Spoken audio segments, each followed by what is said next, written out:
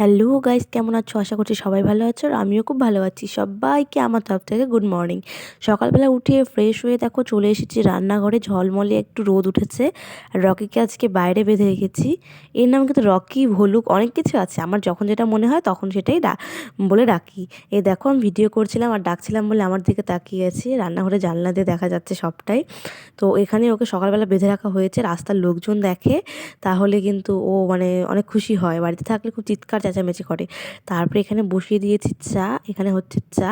তো আমি চা করছিলাম আর ডিম সেদ্ধ বসিয়েছি এখানটাতে। তো এখানে দাঁড়িয়েছিলাম দেখে ও কিন্তু আমার দিকে বারবার বারবার করে তাকাচ্ছিল। আর সকালে যেহেতু আমি ড্রাই ফ্রুটস আর ডিম সেদ্ধ খাই, তো যদি আমার হঠাৎ করে মনে হয় একটু চা খাই মানে তাহলে কিন্তু চাটাও আমি ছাড়ি না, চাটাও খেয়ে নিই। কারণ আমার চা খেতে খুব ভালো লাগে। তারপরে চাটা করে ডাইরেক্ট চলে গেছি রান্নাবান্না করতে। রান্নাবান্না করে এসে যেহেতু আমি ড্রাই ফ্রুটস খাই, সো এই ড্রাই ফ্রুটসগুলোকে এখন আমি সাজিয়ে রাখবো। ওখানে এটা নিচে ছিল, তো দেখো শেষ হয়ে যাচ্ছে, এগুলোকে আবার আনতে হবে। এখানে আছে ছোলা, তারপরে আছে আমন্ড, তারপরে এখানে আছে হচ্ছে কাজু বাদাম। সবকটাই শেষ হয়ে গেছে, তো আনতে হবে আবার।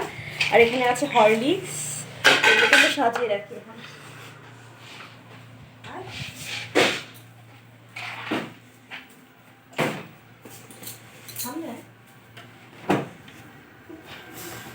তো এই দেখো এগুলোকে এখন সাজিয়ে রেখেছি। তারপরে এখন আমি যাবো স্নানে। তো একটু পরে করবো কুল মাখা। যদি বলো তোমরা স্নান করে কি কুল মাখা খায় কিনা, তো আমি স্নান করেই খাবো, কারণ স্নান করার টাইম আমার পার হয়ে যাচ্ছে, 12টা বেজে যাচ্ছে। তো স্নান টান করে তারপরে আমি খাবো কুল মাখা। তো তোমরা ভিডিওটা দেখে থাকো। আমি কিন্তু প্রত্যেকদিন 11টা থেকে 12টার মধ্যেই স্নান করি, কারণ এটাই আমার স্নান করার একটা টাইম। নইলে পরে আমার সর্দি লেগে যায়। আর যেহেতু অনেক দিন থেকে সর্দির জন্য আমি অনেক কষ্ট করছি, তো তার জন্য আমি টাইম টু টাইম ঘুমানো, খাওয়া দাওয়া, স্নান সব টাইম টু টাইম করি।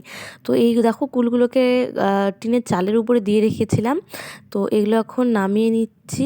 তারপরে গিয়েছিলাম স্নান করতে। স্নান করে এসে এ দেখো সবগুলো কুল থেকে বেছে বেছে যেগুলো ভালো ভালো লাগছে আমার কাছে, মানে কতগুলো শুকিয়ে গেছে, কতগুলো নরম আছে, তো যেগুলো নরম নরম সেগুলো বেছে বেছে তুলে নিচ্ছি কুল মাখা খাবো দেখে। তো এখানে তিয়াশা এসেছে কয়েকদিন হলো, তাই ওকে বললাম চল তুই ভিডিওটা শুরু কর, তারপরে কুল মাখা করি, তারপরে দুজন মিলে খাই। অ্যাকচুয়ালি কী বলো তো বন্ধুরা, একা একা থাকলে না ইচ্ছা করে, কিন্তু না সে মানে মনে হয় না যে করে খাই। আর একজন যদি সঙ্গী পাশে থাকে বা সাথে থাকে তাহলে কিন্তু মানে ইচ্ছা না করলেও মনে হয় না করেই খাই। তো ও বলছিল মাম্মি তুমি কুল মাখা করো, আমিও খাবো, অনেকদিন থেকে খাই না। তো আমি আরও মজা করছিলাম আর এখানে কুলগুলো পরিষ্কার করে নিচ্ছিলাম। তারপরে কুলগুলোকে দেখছো একটু ফাটিয়ে নিয়েছি, হাত দিয়ে চিপলেই ফেটে যাচ্ছিলো যেহেতু কুলগুলো নরম ছিল।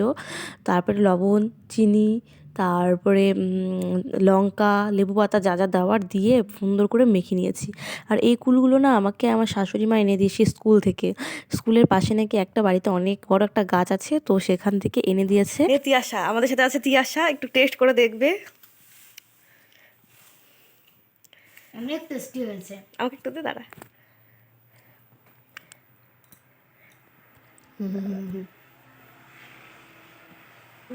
দারুণ।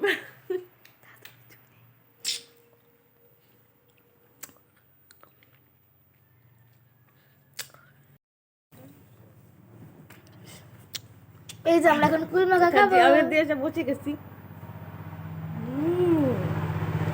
ফাটাফাটি।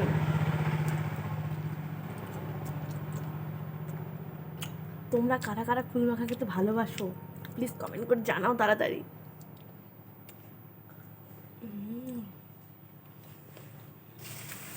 অনেক টেস্টি কুল মাখাটা। আর তিয়াশার সাথে আমার বন্ডিংটা কিন্তু একদম ফ্রেন্ডের মতো, কারণ আমি তিয়াশাকে ছোটোবেলার থেকে চিনি, ও আমাকে ছোটোবেলার থেকে চিনতো। যেহেতু ওর মামার বাড়ি এখানটাতে, মানে আমার বর ওর মামা হয়, ও এখানে আসতো। আমাদের লাভ স্টোরিটা তোমাদের একদিন শেয়ার করব, খুব মজা লাগবে, বর আসুক শেয়ার করব।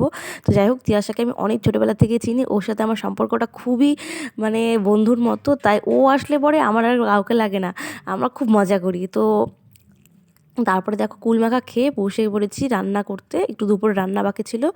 আর জানো তো কয়েকদিন থেকে কুল মাখা খেতে খুব ইচ্ছা করছিল, কিন্তু সঙ্গী ছিল না দেখে করছিলাম না। তারপর তিয়াশা যেহেতু আসলো, ও বললাম আমি করো, তাই করলাম। আর এই কুল মাখার ভিডিও দেখে এখনও আমার জিভ দিয়ে জল বেরোচ্ছে। আমার ভয়েস ওভার দেখে হয়তো তোমরা বুঝতে পারবে, এখনও জিভ দিয়ে জল পড়ছে। এই রকম অবস্থা, কুল মাখা খেতে খুব ভালো লাগে। তো আজকের ভিডিওটা এই অবধি। যদি ভালো লাগে লাইক করে দিও, আর চ্যানেল নতুন হলে প্লিজ সাবস্ক্রাইব